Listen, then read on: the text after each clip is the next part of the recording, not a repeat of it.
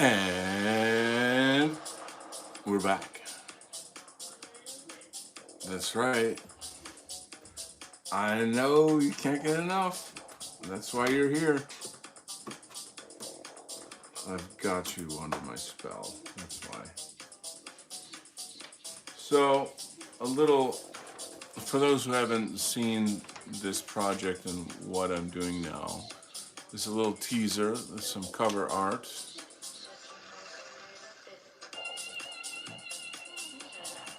Get you a little bit familiar with some of the characters here. Seen that guy around anywhere? Most interesting. So, that's right, it's another live stream where Donald Kent spills the beans on all the Hollywood gossip. No, not quite. Anyway, got even more Christmas gifts, which is pretty sweet because this job is a big job and it's going to take a lot of time. It's going to require a lot of materials. And I'm looking real good with stuff. I got lots of good stuff, so I'm good. Um, Believe it or not, these things dry out fairly quickly, and it can be most annoying, as one can probably imagine. So, how was your day? Well, I had a long day. I worked a couple extra hours. Had to stay late today. I managed to squeeze out like a half hour early, but it was something like an 11-hour day, so a little 11. So where the hell do I get the stamina to do this? It's funny because even though I'm a bit worn out from the day, it's like I've been waiting all day to do this. You know what I mean? And I have to say, I'm starting to wonder if maybe I'm being a little too honest and a little too personal in my streams, where I just literally just kind of let my head open right up and just let whatever fall out. You know, my thoughts on A, B, C, D, E, F, G. Um, I don't know. It seems that people like it, I guess. But I keep thinking it'd be better if I told some stories, you know, like things that had happened to me. Like, I lived in New York City for 3 years. I lived in Asia for 5 years. I've traveled in the Caribbean. Um, I've kind of an interesting life, actually. Oh, yeah. So, what else? The Asia stories are kind of neat. I guess there's one that comes to mind right now that's pretty intense. But I don't know if those are the kind of stories you want to hear. So I guess until someone stops me, I'll just ramble. Most people are fascinated when they hear that I lived in Asia, and they're like, "Wow, really? What was it like?" And that's fair. That's fine. What I guess I find interesting is how our people seem to have like a huge interest in learning about Asia, but not at all about things like, say, other regions of the world. So why is that? I mean, is it from all the cool Godzilla movies you saw? Is it from all the great sushi you had? Is it? It's got to be anime. Oh shit! Of course it's anime. What was I naturally? Right? What was I thinking? I actually don't like anime, which is bizarre to people. So they're like, "Oh, wow, you lived in Japan and you worked for a Japanese corporation in New York City, and like, you must be totally into anime and manga." Which that just hearing people say manga like makes me cringe because it's manga. Okay, I don't know. It's just if you're going to speak another language, you should try to say the words correctly. I know it's not hard, but it's not fucking French or something where you got like really difficult, or Russian or something, you know. It's very simple. Japanese language is just vowels and consonants, you know. Hirakata, you know, hirakata. It's, or, Ohayo gozaimasu, you know, Ohayo gozaimasu. That's not hard to say. If I said, good morning, Ohayo gozaimasu, and that's easy. If you say it in Chinese, you know, it's a little trickier, you know. You've got tones and these blah, blah, blah. Shut up and tell stories, Don. So I think one of the most amazing experiences I had, and I've had many, in Taiwan specifically, I was mountain hiking in a place called Ali Shan, or Ali Mountain. And Ali Mountain is pretty much in the center of Taiwan, and it's the highest mountain in Taiwan. I'm going to just kind of zoom in and make this a little more enjoyable for you guys to see. So it's very popular. You take a bus for, I don't know, maybe 2 hours drive up the mountain to the area where the hotels are, and the restaurants and the hiking and all that is. And you know, you kind of get yourself settled in, and then the tradition is that people get up before sunrise and then hike that last, you know, I don't know, mile or whatever, up to the very top of the mountain, and then watch the sunrise, which is exquisite. I mean, it's like National Geographic level photography type you know, that kind of, like, it's just truly awe-inspiring. It's just jaw-dropping, you know, like very beautiful. And then for the rest of the day, you can kind of hike around various spots and yada yada yada. You know, you can have a nice dinner, and it's also very romantic as far as like the hotels and tea houses, and it's got a cool kind of ambiance to it. Anyway, so I was, you know, I had gone up for a weekend with some friends, mostly like English teachers, you know, from the town that I was living in, and so we had to take the bus down the following day. We did our thing, and you're kind of waiting at the bus stop area, and there's a bunch of buses because there's a lot of tourists coming and going, and you're just kind of waiting for your bus, and you got your backpack and your stuff, and you're, you know, just hanging, waiting, people milling about, you know, there's outdoor food stalls and just Asia, you know, that kind of thing. And there's this older man, I don't know how old he is, maybe 60 maybe, and he's really standing out as like a very different looking kind of person. He's what you would call a mountain man. He is like, he's got pretty much dreadlocks, long hair, dreadlocks. He's loaded and loaded with like Buddhist beads. He's barefoot, which is like crazy. And then, like, you know, because it's cold up in the mountains. Like, people don't, you know, yeah, it's Taiwan, but not when you're hundreds of feet up above sea level or whatever it is, you know. And, you know, he's just, you know, you can tell, like, the guy just looks pretty homeless, but it's not, it's a type of a spiritual homelessness. It's these kind of, it's Asia, you know, it's Buddhist. They have their own kind of culture and things that exist like this, right? So I can remember asking someone like, what's up with that guy or whatever, and like, oh, he's a mountain man, you know, he lives up here,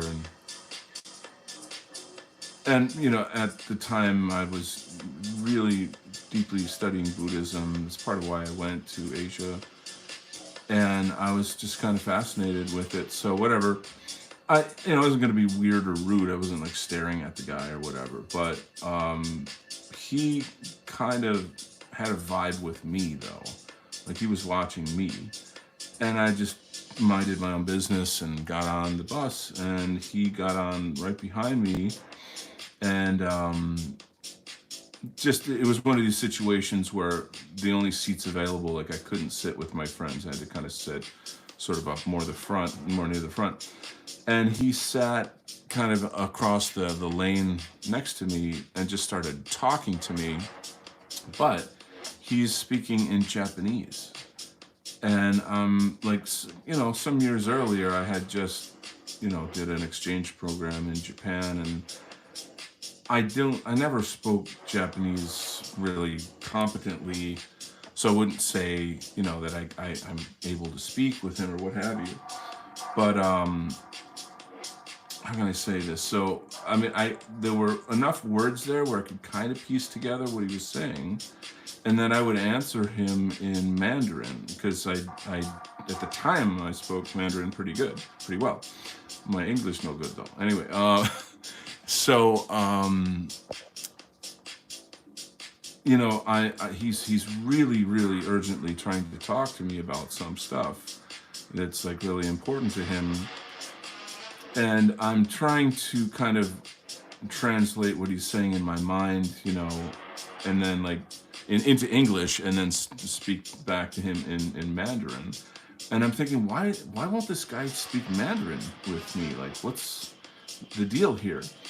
And another Taiwanese dude who was just kind of watching this thing happen, he kind of stepped up and came over and sort of sat with us. And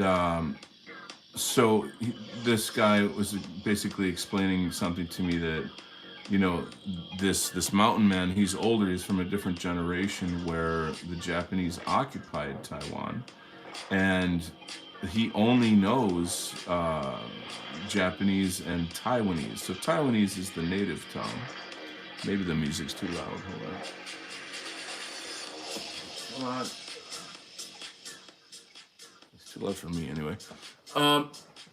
So during Japan's occupation of Taiwan, they essentially taught the Taiwanese that you're not Taiwanese, you're Japanese, and that the schools were all taught in Japanese, and schools like whatever, everything was in Japanese. And so and if you were caught speaking Taiwanese, you'd have your tongue cut out.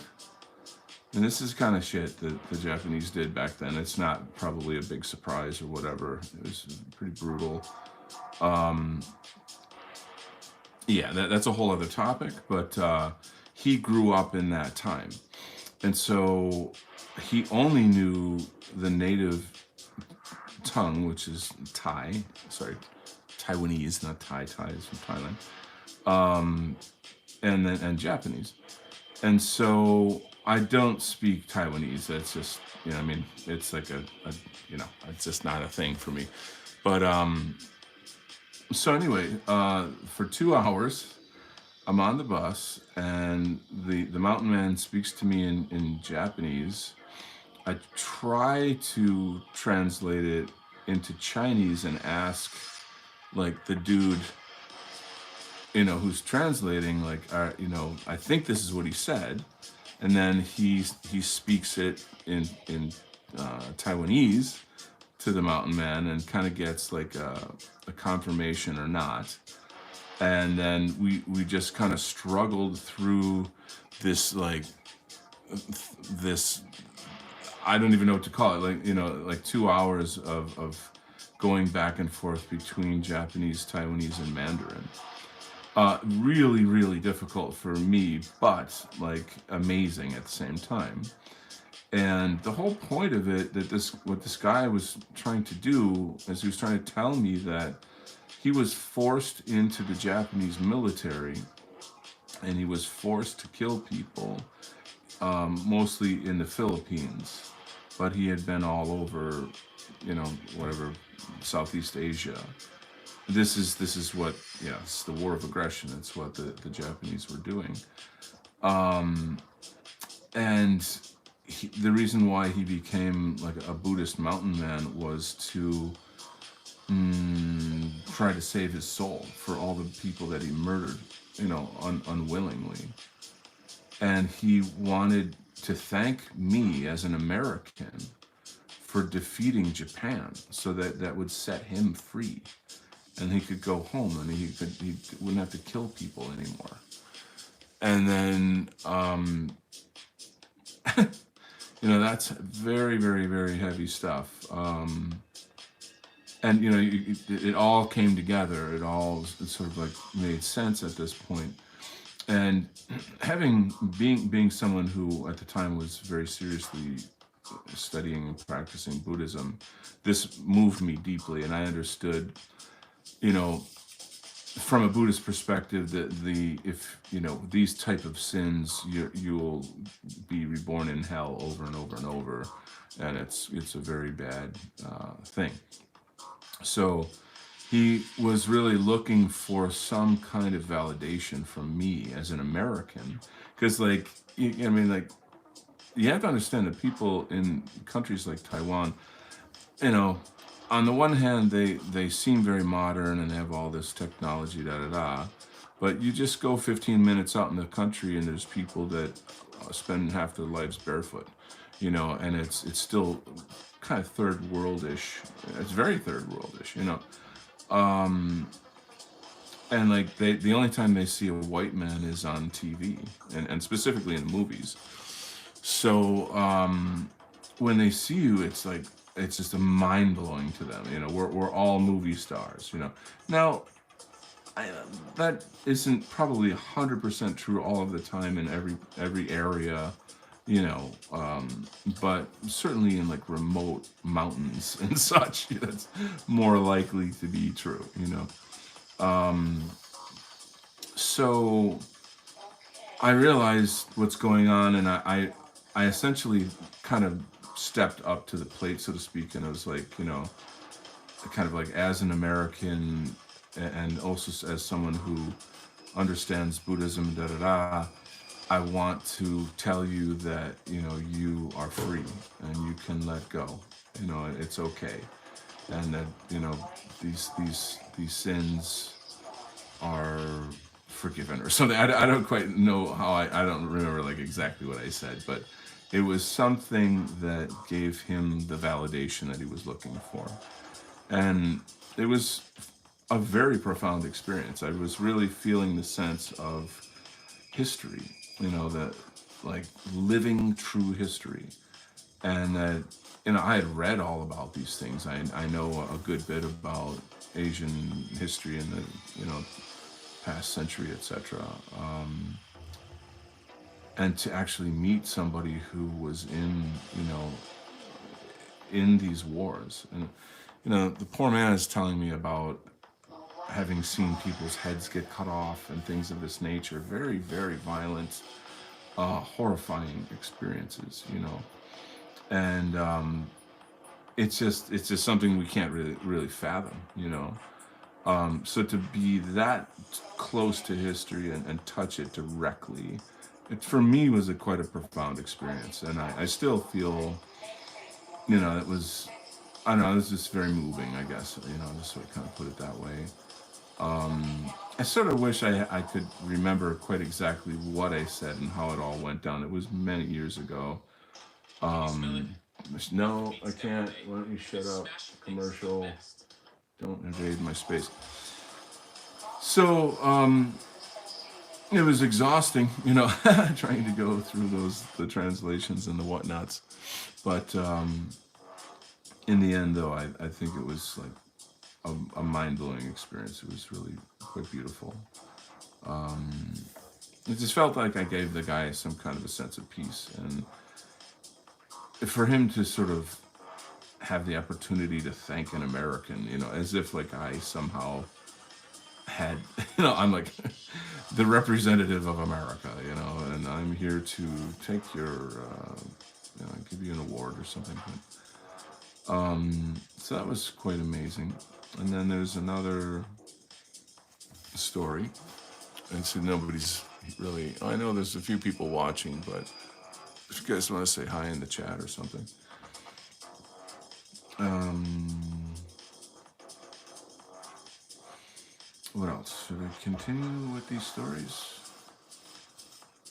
Or should I like complain about the news? Like we don't get enough, or complain about the dissident right?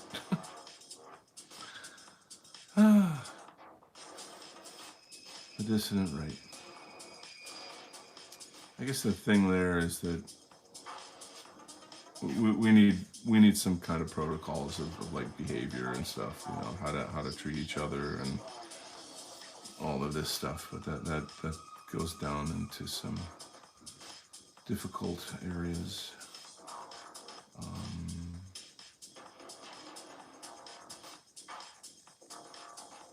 so another time I was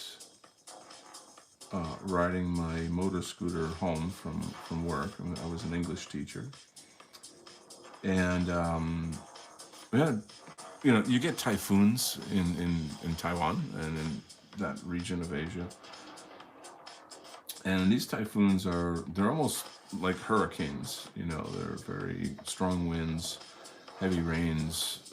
You don't want to be walking around outside in one of these things. And they're very common. So anyway, I'm coming home from work. I'm on my motor scooter, and it's typhoon season, and we get like a flash rainstorm. So, and it's coming down, man. I mean, cats and dogs, you know, sheets. You know, it's really heavy. And I realized I gotta get out of the rain. I gotta get out of the rain. So where I lived at the time was up on a mountain. It's a place called Guishan, which means Turtle Mountain. And, you know, Master Oogway from what's that movie with Jack Black, the Kung Fu Panda? Guishan, Oogway, Turtle. Anyway, and it's looking back, it's like not a. It's near Taipei, so I was able to like live cheaply in the country and then go in the city on the weekends and have fun. Da da da. But anyway, so this area had, oh god, I don't know, I don't even know how many, but from what I could see, like at least a dozen gigantic warehouses, and these warehouses were like football stadium size warehouses, very large.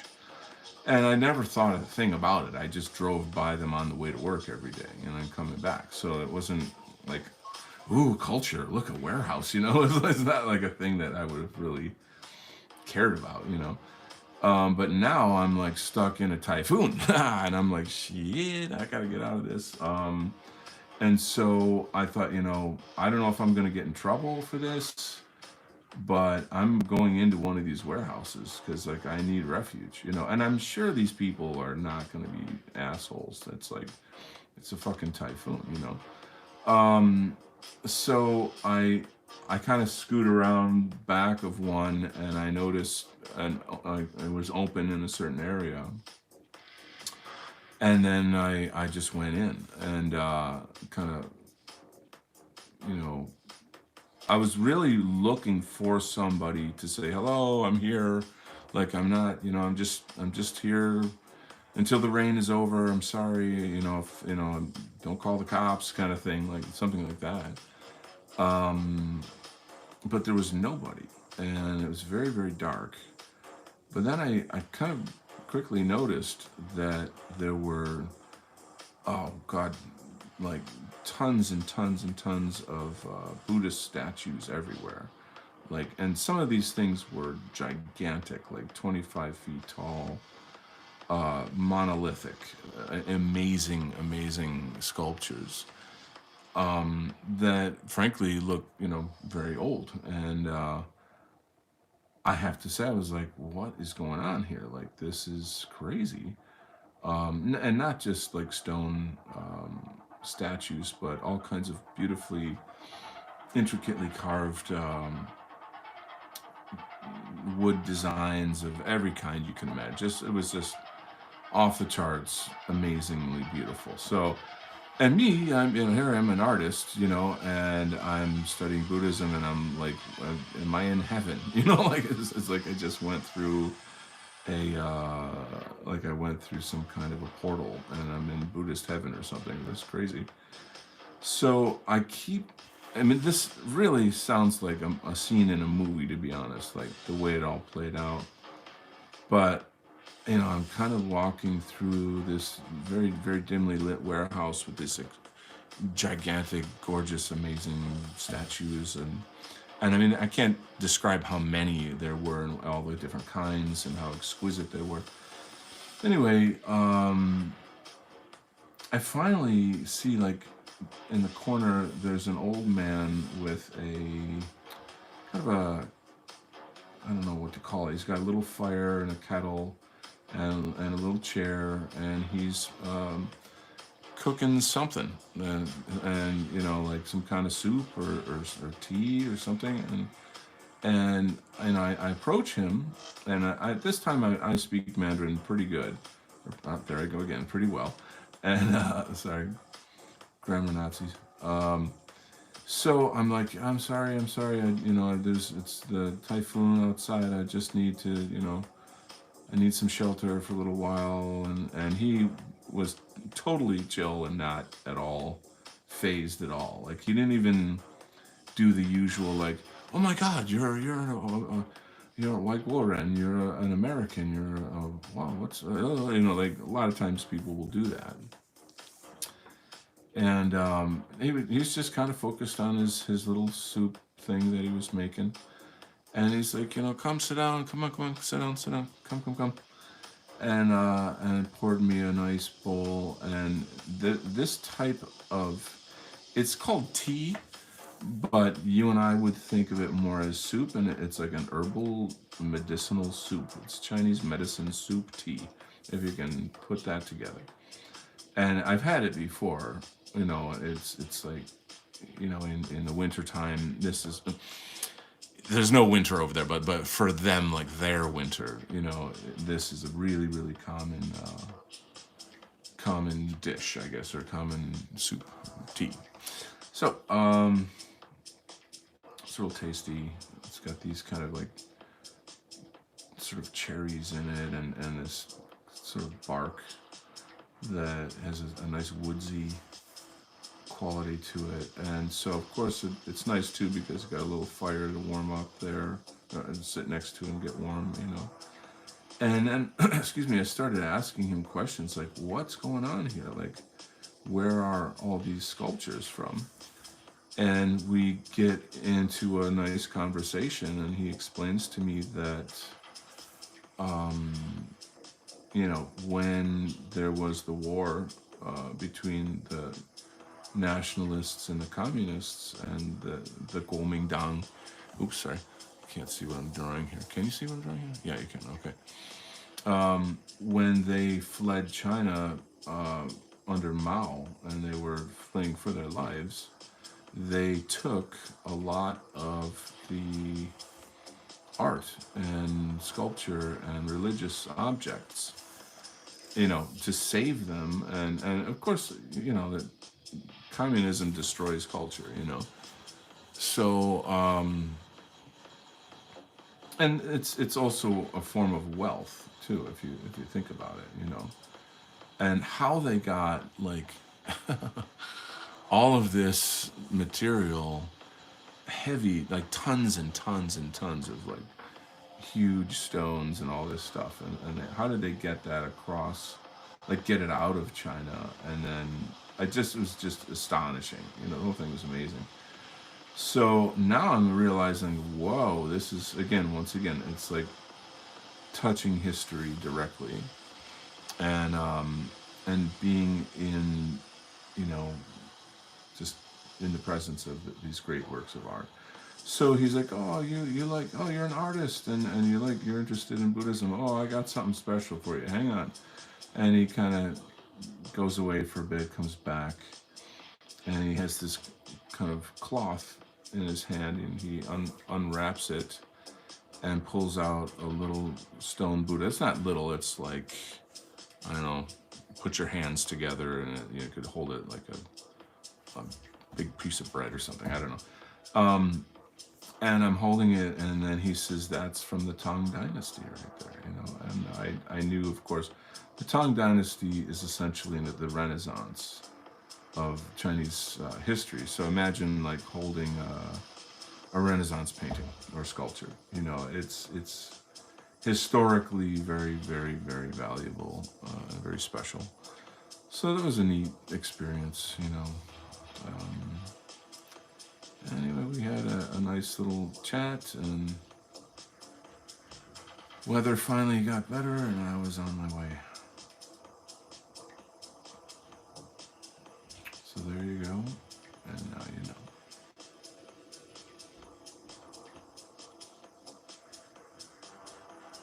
Pretty neat experience.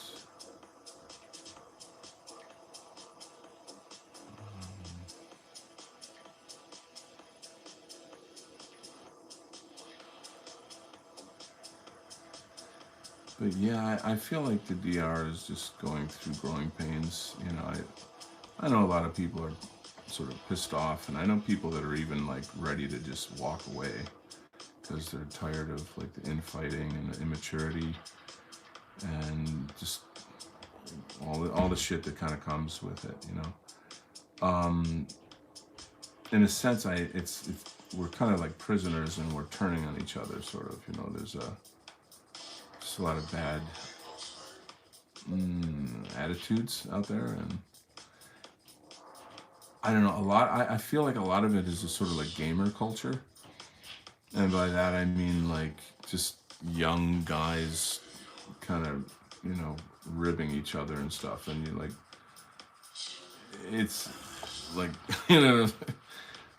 like that has its place, or whatever. That's a thing, I guess. But not everybody comes from that kind of mentality, and especially a lot of women are very annoyed with just a sort of, I guess, like hatred that they're feeling.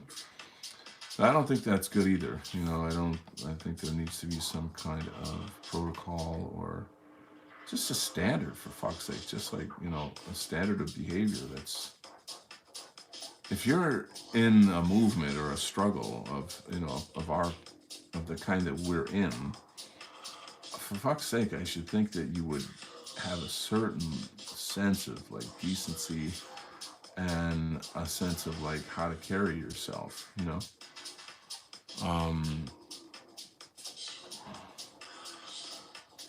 I don't know, there's just a lot of anger out there. And we shouldn't be turning it on each other.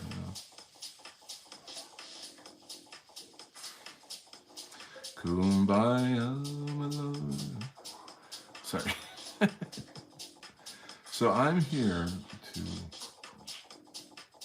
make peace. Kumbaya. Sorry.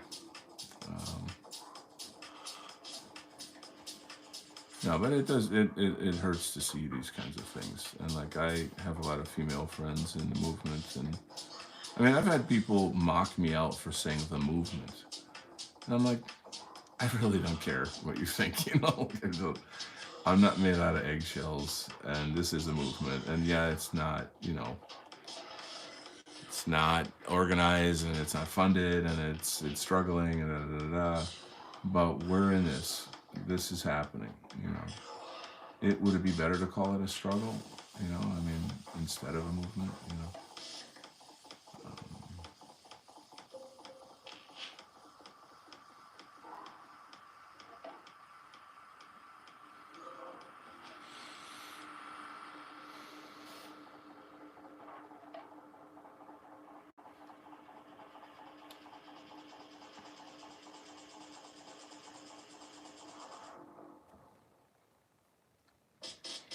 But you can't, you can't police people. You know what I mean? It's like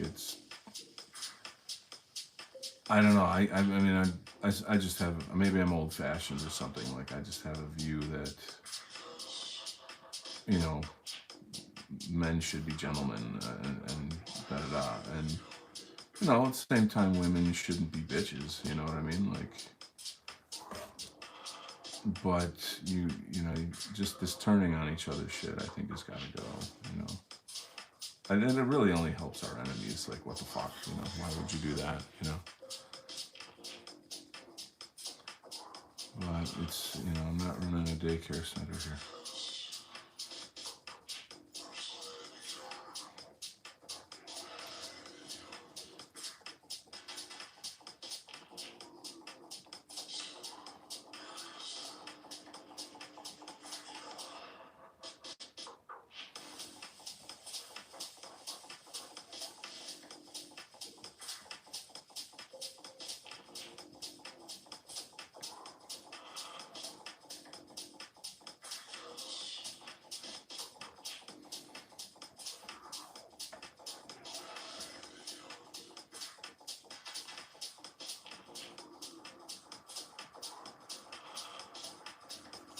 All right, this is coming together nicely.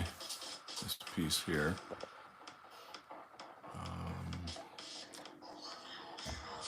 Oh, I'm actually starting to get tired a little bit here. All right. Not quitting, just complaining to myself alone in the void of the internet,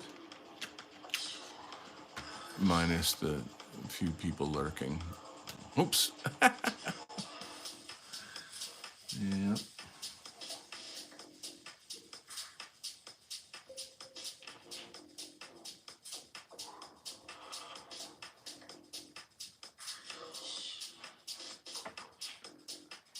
It's part of the fun of this character here is he has this kind of like golden, I guess I want to call it a skin sort of. It's kind of like a nanotechnology Silver Surfer skin, I guess. And creating a metallic look to it is actually quite challenging.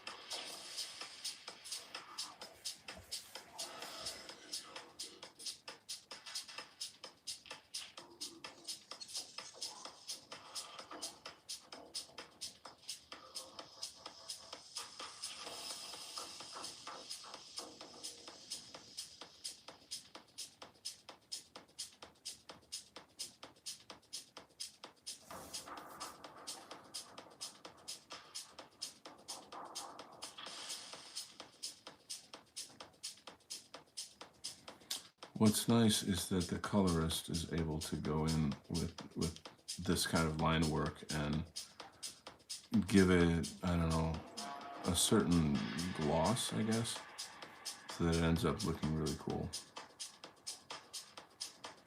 It's quite different, and I mean that's the same with any sort of digital colorist. Whenever they get their hands on a piece, they turn it into magic.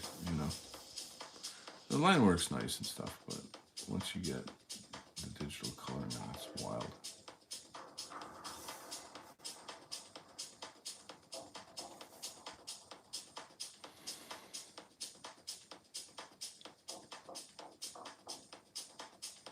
So I do have a lot of lurkers on this channel, though, which I'm very curious, like, who's watching and then leaving, or artists that come, specifically maybe comic book folks.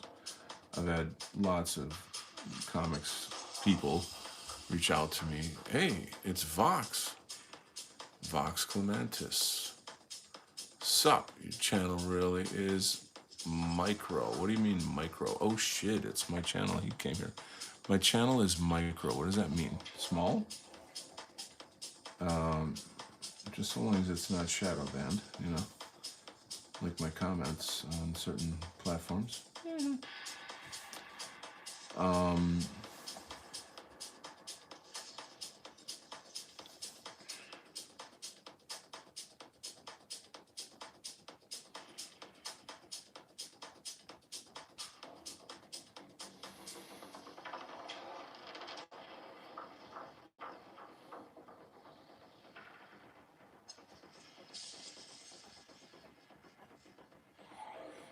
let's see. I am rewound. Gonna play at 2 times and catch up. Well, all right. There's some good stories in this show. In the beginning of the show, some of my experiences in Asia. I think you'll find interesting. Um, I'm digging some dark techno right now. Pretty cool. It's kind of like minimal and dark. Um, I'm kind of thinking like, I don't know, now that like it just snowed a bit today, and sort of wondering if I should go into like monk mode and like not go into the city for a while and just kind of, just get back into kung fu more. Obviously, I have a shitload of artwork I got to get done, so there's, but I mean, you got to have some fun or whatever. I don't just do this, But I don't know, winter is, for creative people, it's actually a good season in the sense that it's compelling to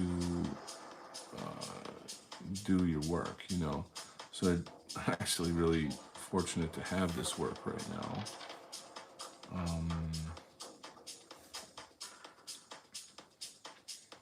But I don't just mean artwork. I mean like working on yourself kind of thing, A while back, I paid for a course in Hermeticism, and I haven't had time to really get serious into the coursework. It's frankly pretty time consuming. Very heavy meditation regiment. Like, it's not just meditation in the sense like you're just sitting there breathing either. I mean, it's a great deal of mental concentration on a number of things that develop psychic abilities, frankly.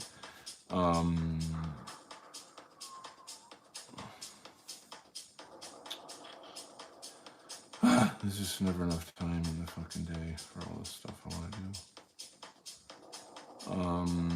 I do have, let's check the comments here. Listening to your moody travels. Oh, you were? Okay. Oh, you are? Okay. It's good they don't monitor as much when you have a small audience.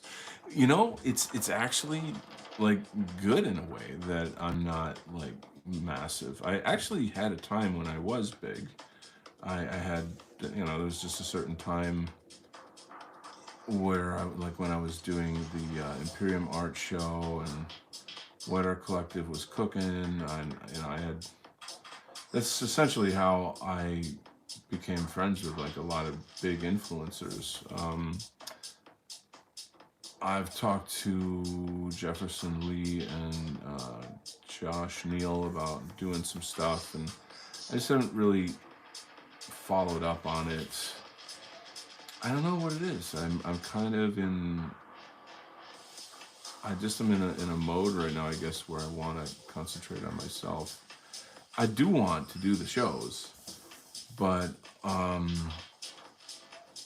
I've never been a guy that's like, okay, we've got to do shows to like get the numbers up or like sell something or whatever. It's always like, here's something important that has value, and so we're gonna do a show on that thing, And a lot of times that's just like onesie twosie things, like whatever that might be. It could be like a deep philosophical problem, or it could be some recent event.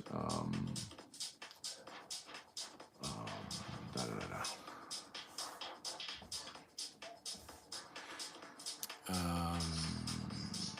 It's good they do. Da, da, da.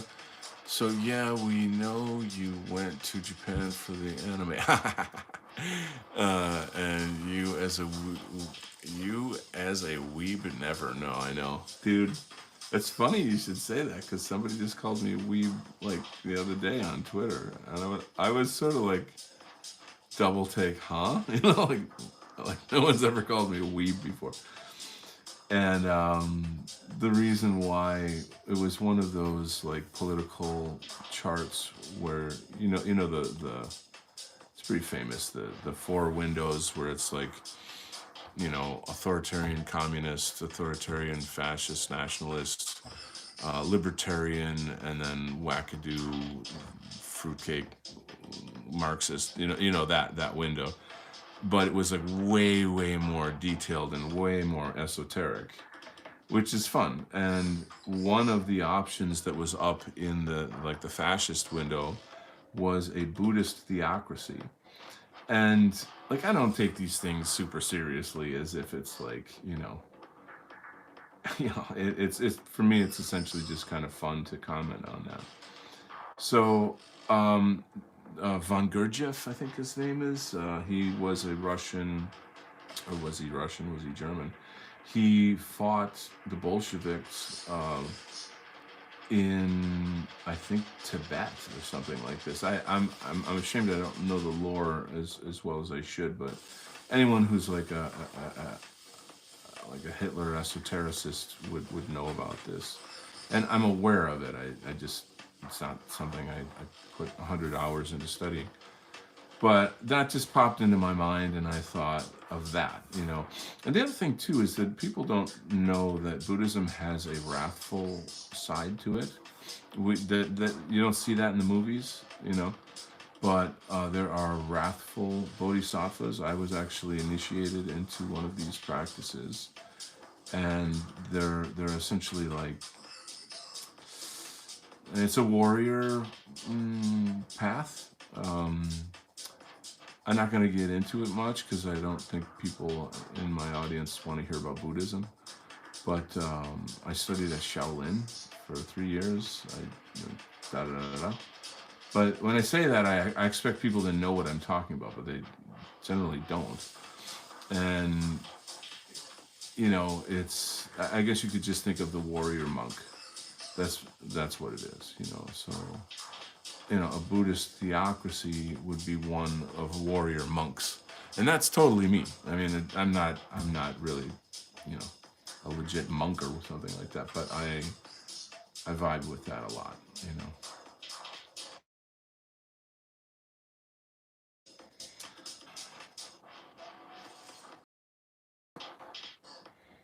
And he's like, yeah, you weeb. I said that. I was like, so, I just like, I don't really need to prove myself to you, so I'll walk on. But let's read your stuff here. Well, with the mountain Chinese dude, yeah, that's a heavy topic. I'm gonna read some comments here. Hang tight. So it's good they don't monitor. Yeah, we know. What do you think? My channel, no, I did work in Asia for a summer, but that was many years ago when I was much younger. Weird about Taiwan. I've been practicing some Buddhism, though. I visited some temples in China. So, Vox, what have you been practicing? Tell me a little bit about your practice. What, there's Pure Land Buddhism, there's, Zen, Chan. If it's Chinese, then it's, it's got Chinese. It could have Taoism like woven into it. They have very esoteric ways of mixing Taoism and Buddhism, which is very powerful stuff. Um, you know what? Maybe I'll leave this door open. That actually would make more sense. So I'm going to have to black that out with a different marker.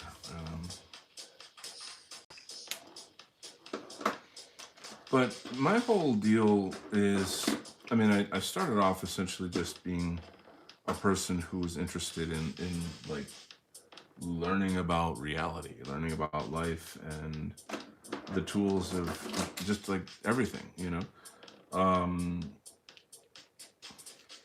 And then my father got really, really sick. Technically he died, but they brought him back to life with a defibrillator. And that scared the hell out of me. And then I went on a kind of a quest to understand life and death. And I didn't feel that my Catholic training was giving me the answers that I wanted or needed. Because I mean, I'm like, this is between the ages of 14 and 18 that I was going through this trauma. And so I just discovered through the library, I just discovered books on Buddhism. And it completely resonated with me. I was like, I felt as if like I already knew all this stuff.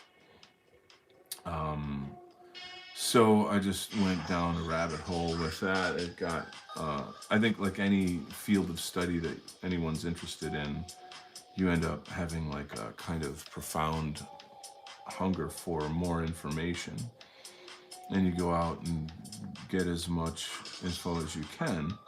But living in kind of like sort of a American suburb or whatever, and in that day and age, there wasn't any information other than just what little I could get at. We have one of these sort of like East-West spiritual bookstores, you know, with like incense and sitar music, you know, like that kind of thing. Anyway, so I don't know. I'm kind of getting off track here, but the point of it though is that learning about this wasn't some kind of goofy for fun thing. It wasn't at all popular when I was getting into it. There was nobody who was like, oh, I'm a Buddhist, man. Check out my beads. You know, that was not a thing at all. It was very weird, you know, for most people. It only later kind of started getting popular. But anyway, moving on. Vox says, however, I got more into Hindu meditation. Very good. Of course, there's tons of kinds that you could do. I'm still 20 minutes behind. Oh, in the Dara Typhoon story. Oh, okay. Nichiren Buddhism, I took some courses for a while, kind of to cult. Yeah, Nichiren is not legitimate Buddhism. I'm glad that you walked away from that. That is a tax evasion scam in Japan, and it's not authentic Buddhism. So that's pretty awful, I guess, that like there's a lot of people in America that kind of get sucked into that. You know, just genuine people that are, you know, looking for alternative answers, and then somehow or other this shit comes out, and then they get kind of sucked down that path, and only to find out like, yeah, this isn't the real deal. And then that turns them off to like all Buddhism. You know, it's like, oh, great, you know. But anyway, I'm glad you got out of that. So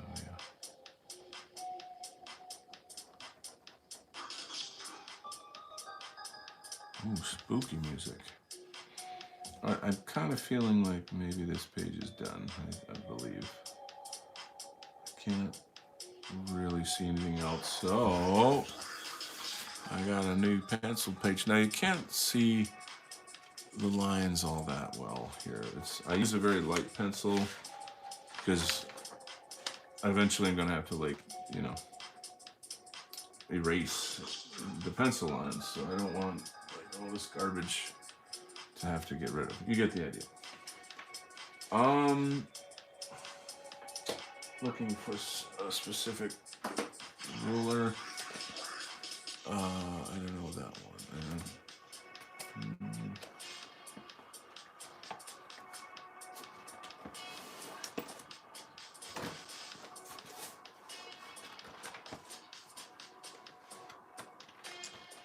And I can't find it. Come on. Oh, that's it. Yeah. All right. So I don't know if this music is getting weird and I should change it.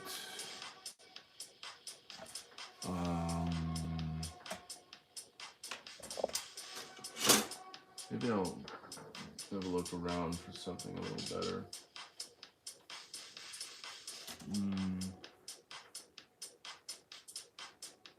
Melodic Tech House. Sounds cool. Hi, Frank George Hey, here. Frank EMS George. is All of these commercials during my time. Alright, we're gonna hit this. This got better energy. Vox says, but I got into transcendental meditation, TM. I really like it, and I've been meditating again, but also cultish. But TM really works. So see, now that's the thing. Now, I would love to learn TM. I would love to learn transcendental meditation, but everywhere I've looked to learn it, it's like you got to pay hundreds of dollars or something to get instruction.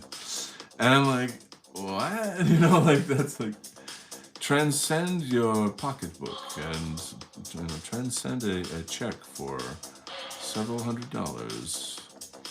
And then you can become enlightened like the rest of the movie stars. So it's kind of, you know. But perhaps you can, I'd love it if you could like email me or something and give me the lowdown on how, come on, what? Okay, on how it's done. The other thing too here, this is an interesting topic. Something I'm really sensitive to is what you're saying here, like the kind of the cultishness of these things. I despise that. I really am super like repellent to that kind of thing. Especially with these kinds of like Eastern religion or anything that hippies essentially get their hands on. They turn it into a social, what's the word I'm looking for? Like, they make it pretentious. I don't know how else to say it. It's like these things have been around for thousands of years. And it could be anything. It could be like Native American rituals or, you know, African music or something. And somehow they ruin it with this goofy, like, hippie pretentiousness. I don't know what else to call it. And it's really more about looking like you're spiritual, but not being spiritual. You know, like these are some of the most bipolar people that I've ever met. You know, where it's all peace and love, man, and then like as soon as you're off script, they pop. You know, they snap, and this has happened to me. You know, so. You know, if I'm in the presence of somebody like that, and you know, they're really kind of working it hard. You know, they're really pushing that whole like fake spiritual personality type. I kind of walk, and I won't talk about Buddhism, you know, because I don't want it to turn into this. Like they can take every word out of your mouth and somehow turn it and twist it into some weird ego thing, you know.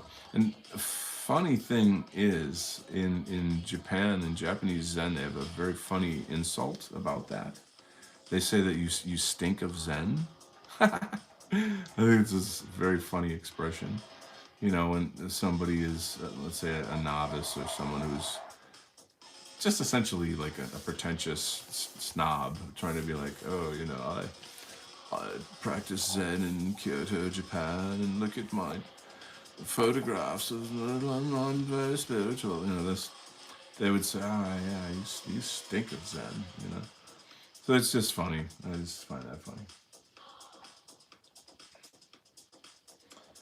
But I also kind of try to take the position that, you know, I'm also growing, I'm also on the path, and I was once sort of young and dumb and made mistakes and embarrassed myself, and I don't want to really judge these people too much. Like I could try to snap them out of it. I can try to, you know, push them a bit to do the work. And I have said that to certain people, and once you kind of point out that this isn't fun, like, you know, this isn't like a fun hobby to be spiritual. It's, or when I say be spiritual, I mean like have these practices with meditation, and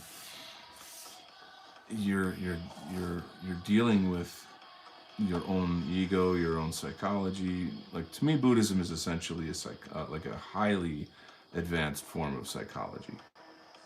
Highly advanced. Now, granted, there's obviously a cosmology that goes with it. Just a quick reminder, the Buddha had blue eyes, and he was known in the sutras as the Great Aryan. I'm just tossing it out there. I'm just tossing it out there. I know it doesn't fit a lot of what people think or want to think, but just putting it on the table. Ethnically, the Shaka clan, which is what the historic Buddha came from, they traced their lineage to Iran. So they weren't from India. They weren't like the kind of dark-skinned Indians that we know of. And, you know, from my research, I kind of have a feeling like they, you know, they're Indo-Europeans for sure. Blue eyes, you know, like, you don't get blue eyes in India, you know. Anyway, let me read a little bit here. Reading the comments. About to get into transcendental. Nice. I've been trying a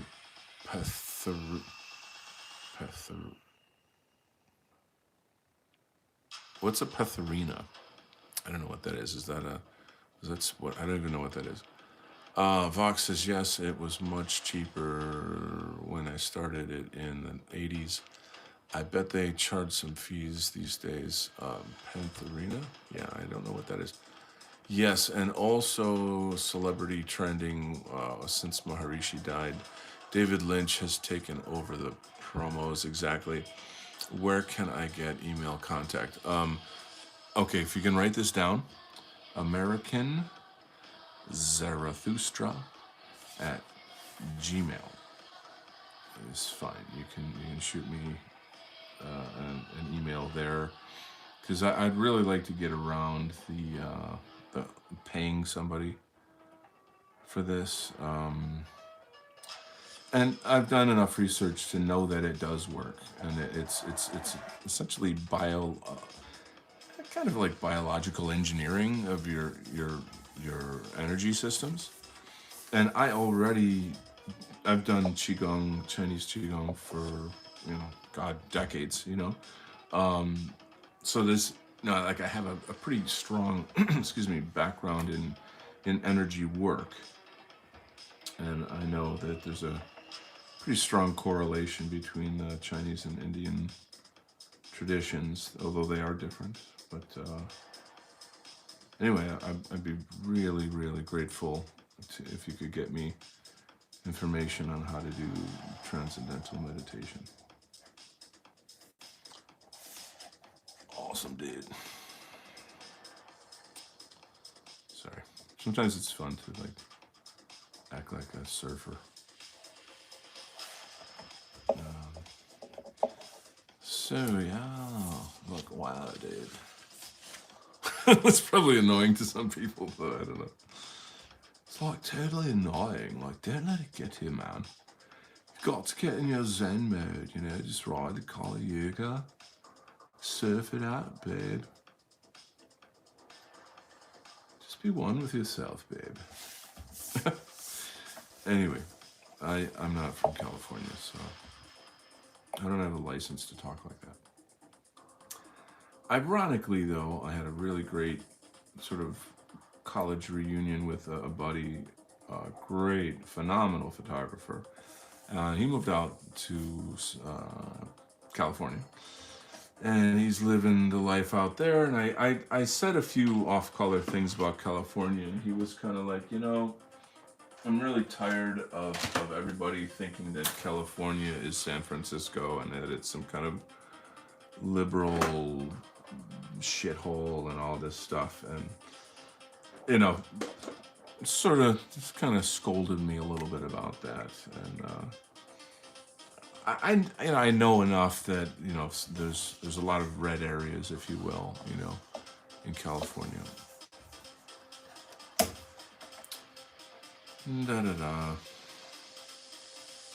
So, man, I feel like I need to be interesting, so keep you guys watching the stream. David Lynch, a lot has been leaked online. There was someone who posted the mantras, but I can give you a breakdown of it. Man, I'm extremely grateful if you can do this. It really would be, it would mean a lot to me. I really, really can't emphasize that enough. Thank you. So, want to get weird? You guys want to get weird? I'm about to tell you some weird shit.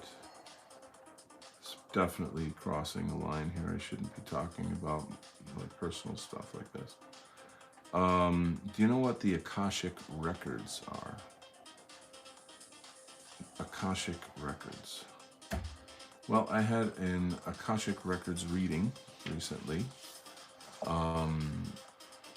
Won't go into, you know, who, why, what, when, how, but it is essentially a reading of your past lives as they pertain to your current life and what you're trying to do, who you are in the sense of like, you know, if you reincarnate infinitely, you have been so many people in so many lifetimes, in so many locations, in so many histories, that it's barely fathomable to try to imagine all of them. The soul's path, I guess, if you will, is one of evolution, and then there's karma, and there's these forces that kind of bring you together. Anyway, apparently I was a doctor in Rome at one point, but I did energy work, and the government didn't like what I was doing, and I had to go on the run. And in another place, I was a sort of a spiritual zealot revolutionary who was a wanted man and had a kind of secret society. All this stuff like totally vibes with me, you know, totally. Anyway, let's get back to the reading here. What's good? Hey, Didymus is here. How are you doing, King? Let's see. Amanta pantherina, a relative of Amanita. I don't know who those people are, so I'm like the loser here. I don't know who these people are. You're making me look stupid, dude. No, stupid and ignorant are not the same thing. So, speaking of which, I still shitlord online and different platforms, and every chance I get to pretty much call out the Jays, and like enlighten people to the true history of things like Germany and all. And because like right now, the big thing that you see in a lot of normie media, especially among conservatives, is comparing uh, like and anything and everything bad is Nazi. It's they're trying to like you know roll out the old Hitler stuff and like just like you know what I mean. And you know how they do that. Like they're just totally ignorant. Um, and so I give them a lesson in history and these things and I'm not insulting. I'm very like this is that, and here are the resources. Here are the documentaries. Look this up, look that up. Um, I'm not trying to be rude. I'm just saying like here are the realities of this situation. And then you get these like sanctimonious assholes that are like, I don't want to look at your information. I don't even need to. You, my friend, are spewing hatred. Like this is so cringe. Like so cringe. Um. Anyway, and then my comeback is like, and whenever I'm in those situations, I think a lot in terms of like, let's see what other, like in a sense, I'm not going to reach this person because they're already an idiot and their mind is closed and just a douchebag. But there's a lot of other people listening and reading in and following. So let's kind of put on a little show for these guys. And of course I do, and you get like tons and tons and tons of likes. Like months later, you're getting tagged on these likes that people are saying like, I like how you handled that or what you said about that thing, something. Um, Maybe I'll zoom in a little bit, make it something to see. Didymus, yes, raw. Okay, wow, you guys are. Oh, poisonous mushroom. Oh, it's a mushroom. Oh, okay. You could have just said that earlier. Vox, yes, I had my Hindu house chart done. Very similar, also expensive. Direct from India, astrologer with hundreds of ancient records. Well, the Akashic records exist in the Akasha. They're not physical pieces of paper. It's a kind of a dimension where um, all karmic data is stored in the universe. So there you go. Like I said, getting weird tonight. It's a mushroom, the Christmas mushroom, Sami heritage. Okay. Well, maybe not poisonous, but definitely not simply culinary. Haha. Didymus, yes, raw. Who eats them raw, though? Vox, he claimed these ancient records have everyone in them, past, present, future. He must be referring to the Akashic records then. Didymus says, yeah, I misspoke. Channel. I find the Pantherina and Agellis quite tasty. I got a dry, something. I tried tasting powder, side type, taste. I have a lot of oak trees here and tried some. All right, so should people in the white positive sphere be indulging in psychotropic mushrooms? To me, that's the same question of like, if I'm sick, what medicine should I take? Like it's not a question of the medicine; it's a question of the illness per se. Of like, what is it that you're treating? What is the ailment that you're treating? And if it's suitable, then yes. But if it's not, then no. But I think having like a knee-jerk reaction of like, ooh, is not. It's really. It's not even scientific. I mean, it's just not. It's not really what intelligent people should do, frankly.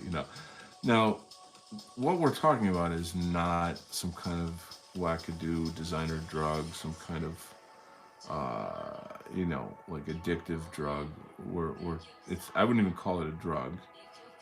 Um, but it's one of these things that just isn't popular in our sphere, so it's not a thing that I talk about.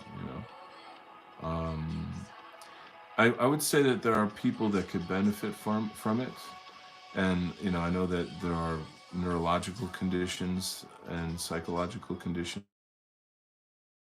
very, very. Um, I would not. I never ever think of those in as like recreational. To me, that's not recreational. I know people do use it that way, but it's just not. I just don't see. To me, it has more sacred properties to it, and you shouldn't disrespect that. That's my take on that. You know, Getting weird tonight on the Dow Kent Art Show. Hey, sometimes weird is fun.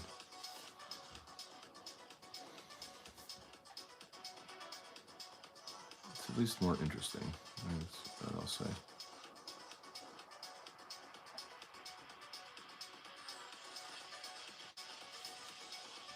Oops, sorry, off camera here. Mm,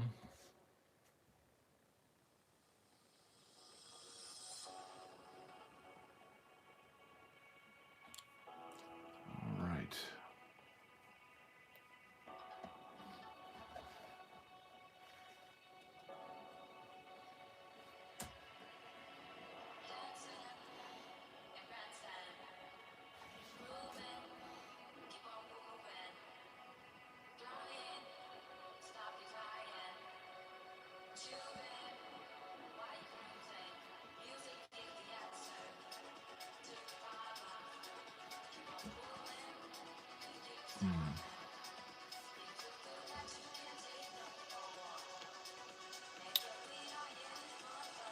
Yeah, I agree with Vox. You should have a mentor if you're doing such things. I understand they have potentially legitimate uses. Yeah. Psychedelic, like psilocybin, I believe it's called. That's already a part of like the psychiatric medicine world. It's we're already there. With that stuff. Um, when messages, let's see, like what Donald says, the amanitas are part of what feels natural to my heritage, where although interesting, the more psychoactive ones weren't as appealing to me. I don't consider low dose to be psychoactive. Yeah, like what do they call it? Microdosing. It's like a popular thing in California among a certain people. But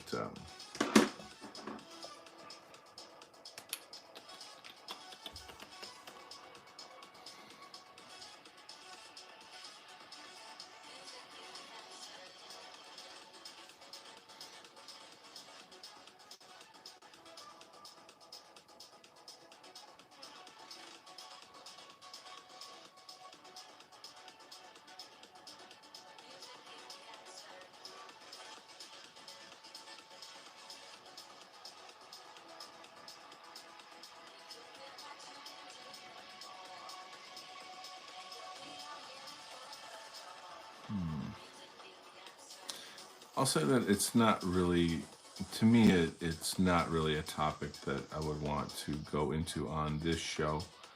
I don't sort of want to be associated, I guess, with drugs of any kind, even though I'm not against certain ones in certain situations.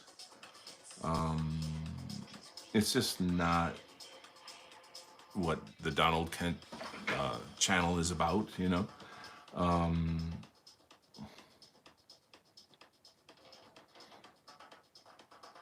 yeah, I guess that's what I gotta say about that. But I don't like, what's the word? I don't censor people. You know, if you guys want to talk about it, it's totally fine. You know?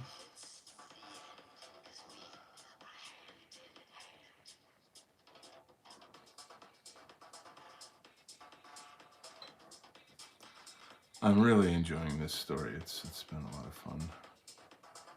Um, I think one of the for an artist, one of the cool things about this is just like the variety of things happening that make it more enjoyable than your standard. I don't know, whatever genre book. You know.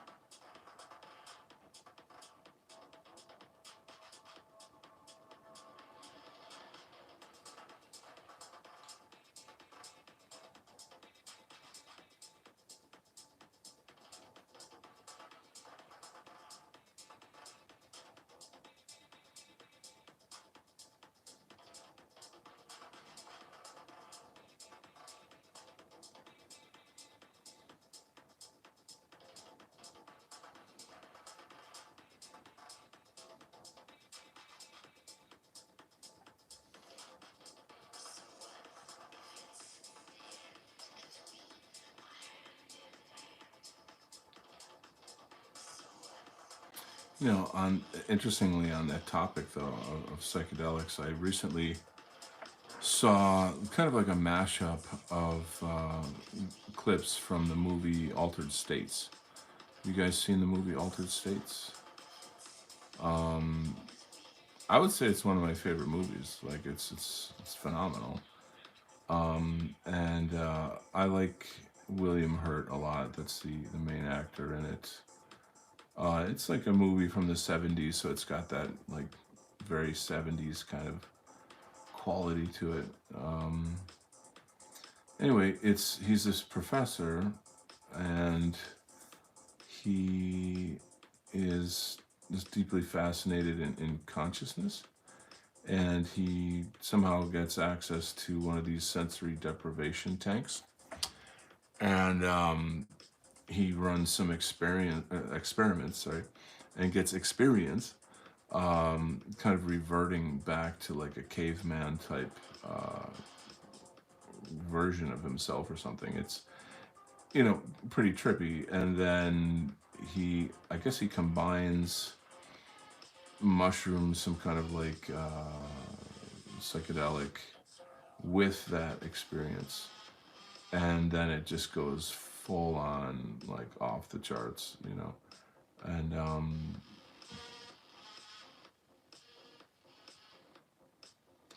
I don't think I don't sort of feel like the movie really took the theme as far as it could go. It could have been better. It could have said more. Um, I think for its time, it was pretty amazing. But I also feel like there's this sort of like, oh, I don't know, like just a youthful experimentation or interest in you know this kind of topic is probably popular in culture at the time, and it's just like it could have gone way deeper. Yeah, there you go.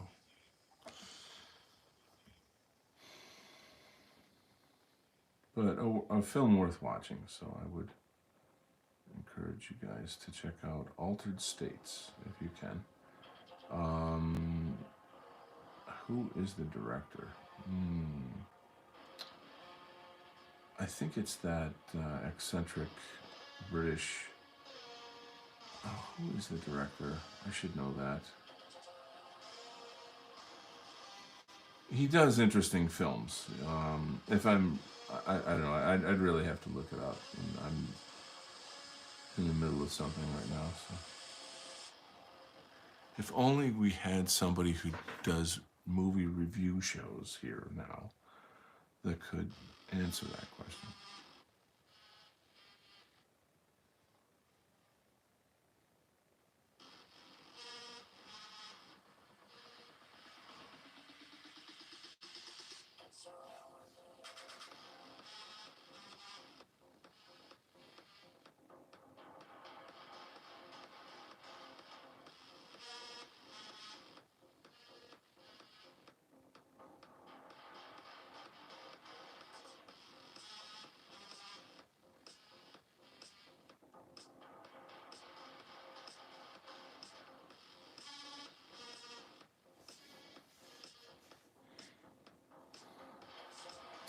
It's actually quite hard to ink on this scale. Like when you're inking so small, you cannot make a mistake, and you have to understate everything. Understate. You can't. It's not filled with millions of heavy lines and things. It's gotta just you know say what it is. If it's a stream of hair or a delicately placed shadow or a nostril or something like this. It's just hard.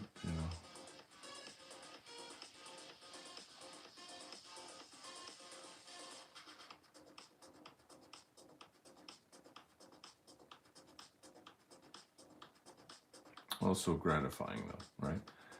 Because things that are easy are not as gratifying, right?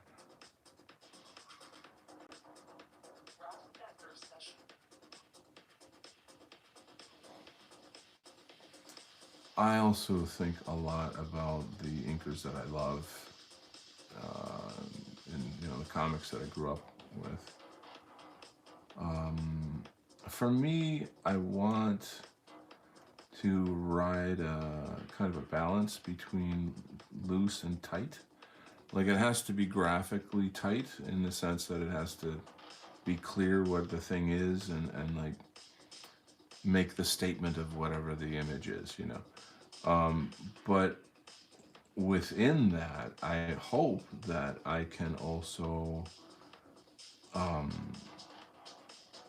have a playfulness with the line that is kind of more light and energetic, and so that it gives the eye something playful to enjoy.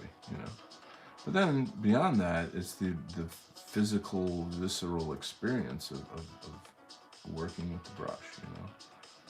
That is super, super enjoyable. It's kind of the meditation of art, if you will. Let's get back to you druggies over here, you mushroom heads.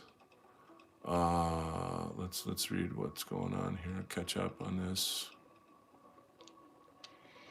Vox says, imagine if Charles Manson's family did didn't do all those acid trips, the murders may have never happened. It is very interesting.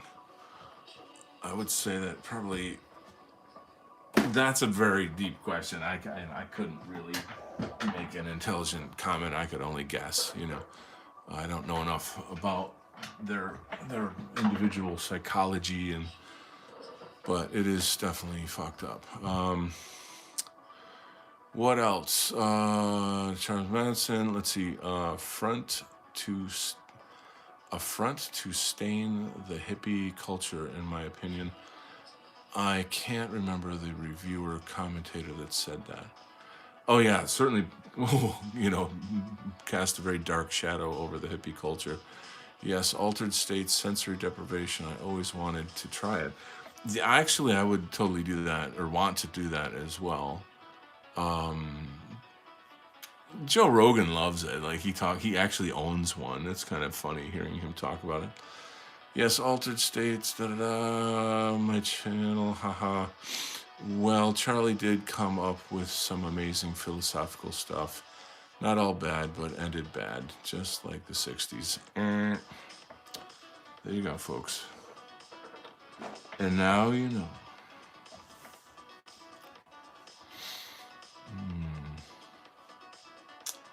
For my money, the 70s was the best era for music. Like, I feel like the best music came out in the 70s.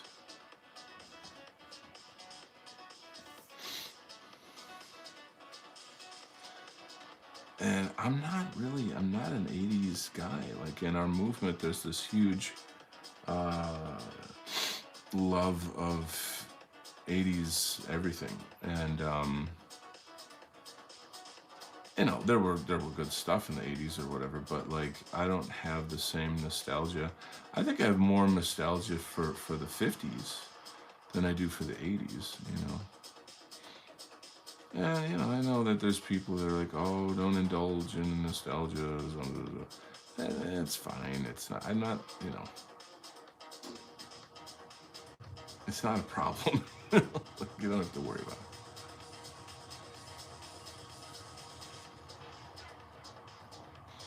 This character's got well, I guess I can basically say something about these people. They're the deep state. I guess I'll let that one out of the bag here. And so they turn into these like swamp creatures, which is just a fucking cool analogy. It's just so fucking rich. It's just so on the nose, it's so on the dot, if you will. So drawing them transforming and you get, sort of seeing their true form it's neat because it also has like a horror quality to it, you know what I mean?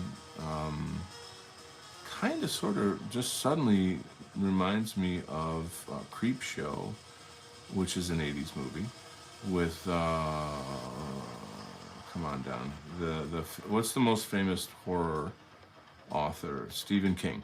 He's actually in the movie. He plays this like country bumpkin who there's an asteroid lands on his property, and he ends up sort of like touching the green goo of the asteroid, and he ends up putting it in his mouth like an idiot, and then like this stuff just like that grows all over him to the point where it finally just consumes him or whatever, and it pretty much collapses after that, But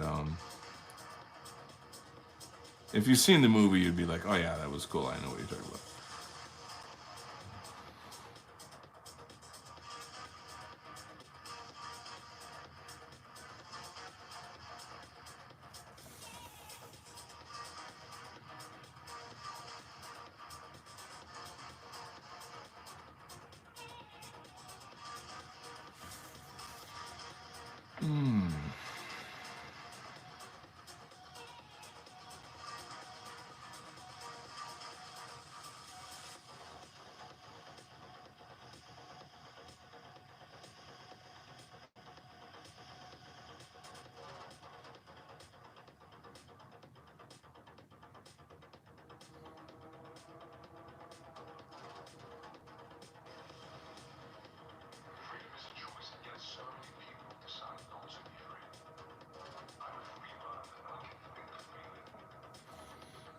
Look who's here, Ulfric. I've seen it. Same movie where the guy from Cheers gets buried on the beach to slowly drown by Leslie Nielsen. Yeah, that's you got a good memory there, buddy. That was a very good memory. Um,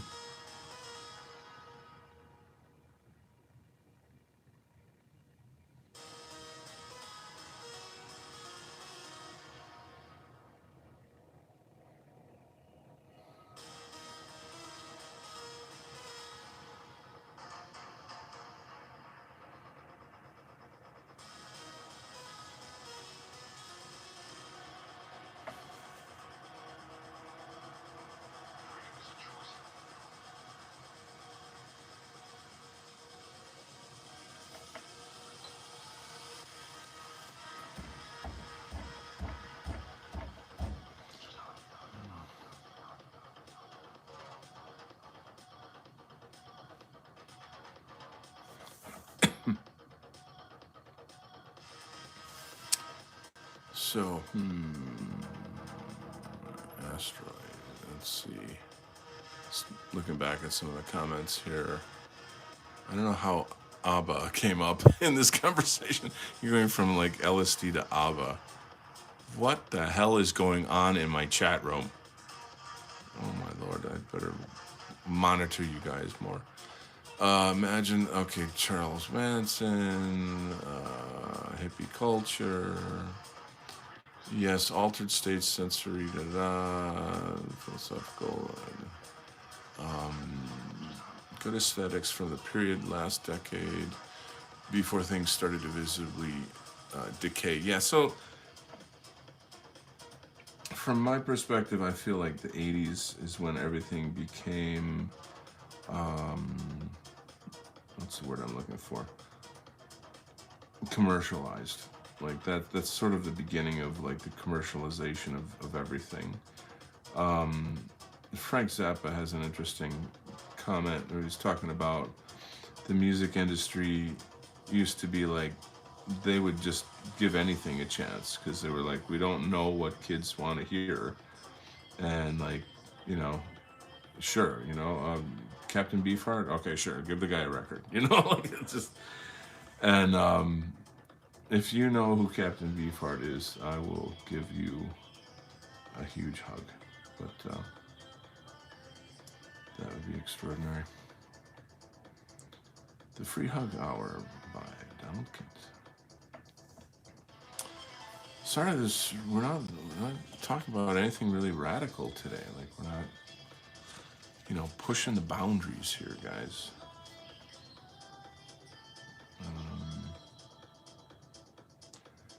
You gotta give,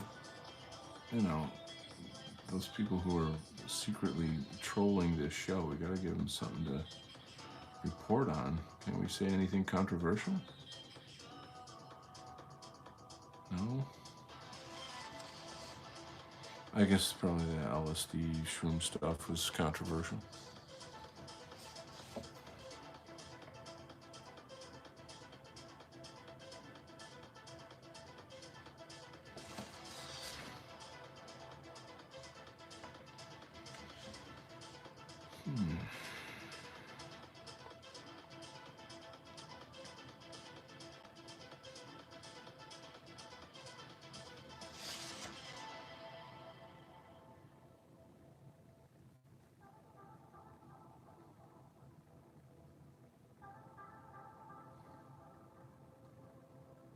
I can't wait for you guys to read this story too. Like,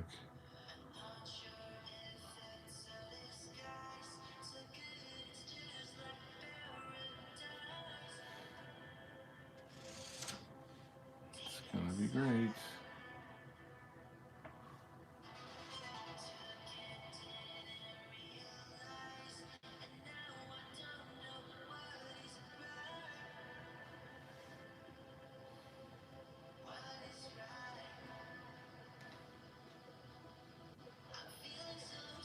Well, like I said, the live art streams are not like political shows per se, right? It's I do muse a lot. I do probably say a lot of things that are normies would be kind of shocked to hear. Um,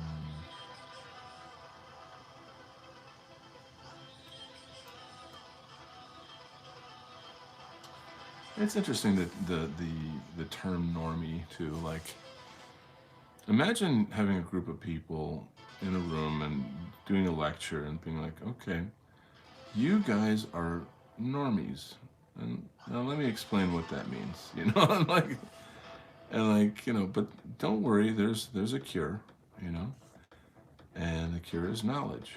And but if you don't accept the knowledge and you find some kind of way to deny it or run away from it or be a pussy or an asshole or shithead, da da da, then you remain in normie purgatory.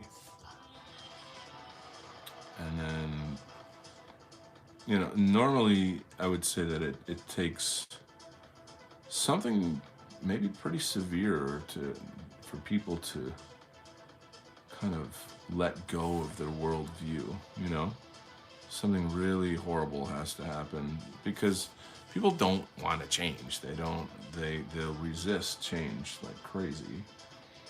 To me, that's one of the primary problems in our whole world, among our people at least. Um,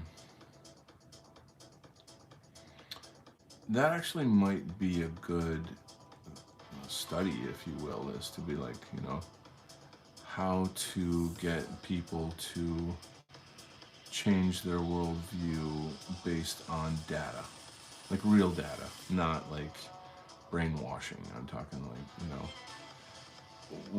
what are your beliefs about X? Okay, well, I believe that, blah blah blah, and it's definitely going to be the bullshit, right? That they're trained to believe, right? And then if you're like present them data on whatever that is, and then say like, okay, these are. So here's my take: is like individually, people might be able to say, you know what, holy shit, I was wrong about World War II, or I was wrong about uh, race, or I was da da da da. But if you put them in a group of people and try this, forget it. Like, no, they will revert. They'll become like almost violent to maintain these sort of like status quo things. Now, granted, like liberals they're the worst, right? They're not gonna, they'll be the hardest ones to actually change, I guess.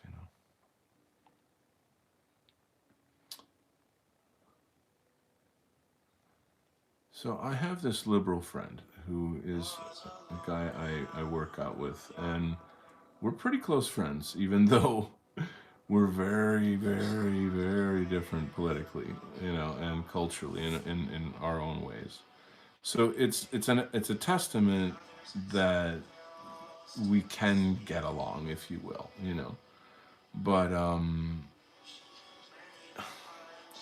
I avoid talking politics with him. I don't like the nature of that. Friendship is more for fun, and I'm not.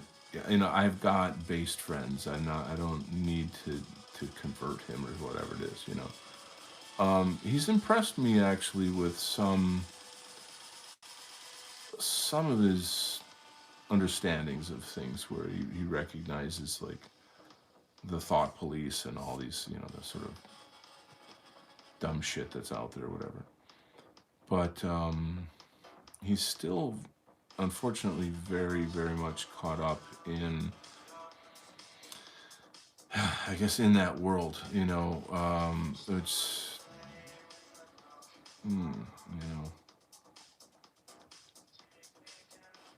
but like I said, I'm not. It's not. I don't. If I tried to get, political with him, I would destroy the friendship, and like the fun stuff that we do, we wouldn't be able to do anymore. So like I said, I'm not out to try to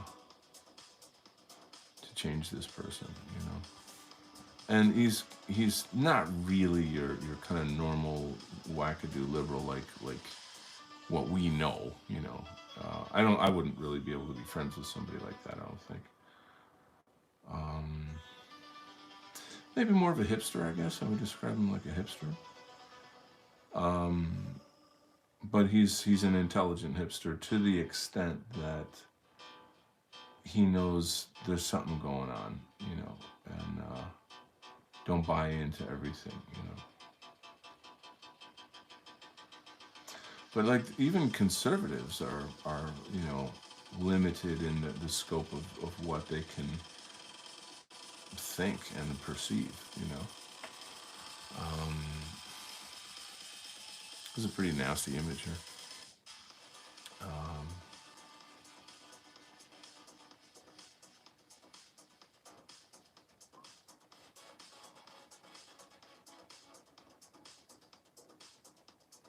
okay.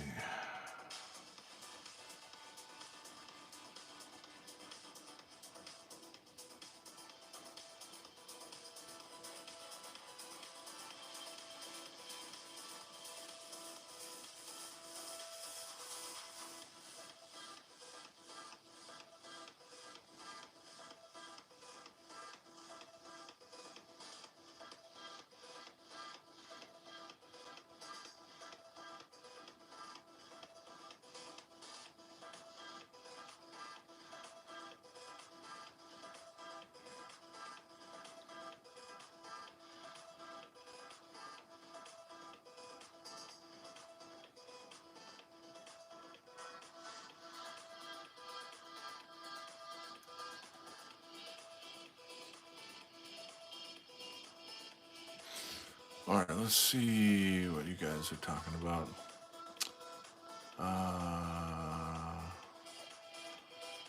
Maybe right. 50s was the last hurrah. Yeah, I think the 50s is really more like a better. Oh, what's the word I'm looking for? Like we were more pure, back then. I think the 80s we had already been through the 60s and the 70s, even though the 80s is thought of as like the Reagan conservative era. I've seen it, movies, Cheers, let's see, older they get, how it is, which is why most boomers are a lost cause. In that regard, I hate to say it. I was normie tier kinda. I got into revisionist history, 2012, which led me to my pilling. Good. You have amazing control with that pen. Impressive. Wow. Well, I I love what I do. I mean, this is like it's a joy. And it took a long time to get like this. I could show you some older artwork that's just a lot more clunky.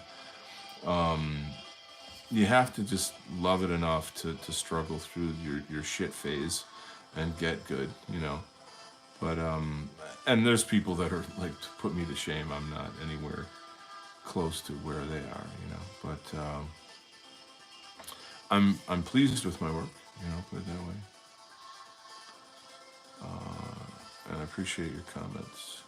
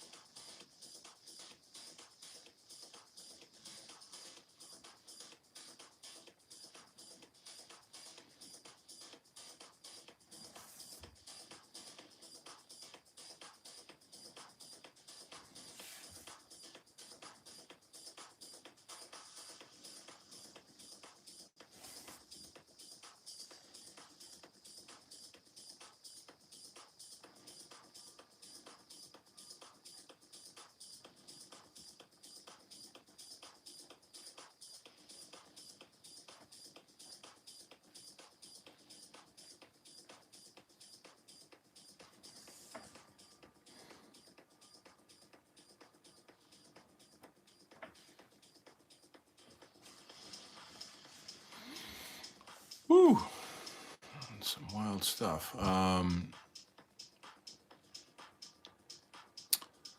Let's see. Vox says you have. I read that. Gal in the bathroom looks like Sarah Palin. So, it's one of these things where they're these characters are meant to look like people we know, meaning like allude to, that it looks like so and so. I can neither confirm nor deny these claims. It is what it is, guys. So you're gonna just have to go with the flow. I mean, aren't all politicians kind of, don't they all look the same? Anyway, gang, it's late, and that's all for today. So I thank you for coming. Was not expecting to talk about mushrooms today. It's not really a topic for my channel, but I find it. I mean, it's interesting, but I always think of it in terms of like, how does it relate to things, Anyway, have a good night. Thank you so much, Ulfric, my channel, and Vox. 3 awesome dudes. Let's start a band. Okay, we'll start tomorrow. Excellent. All right, gang. God bless. I love you. Have a great night, and keep on rocking in the free.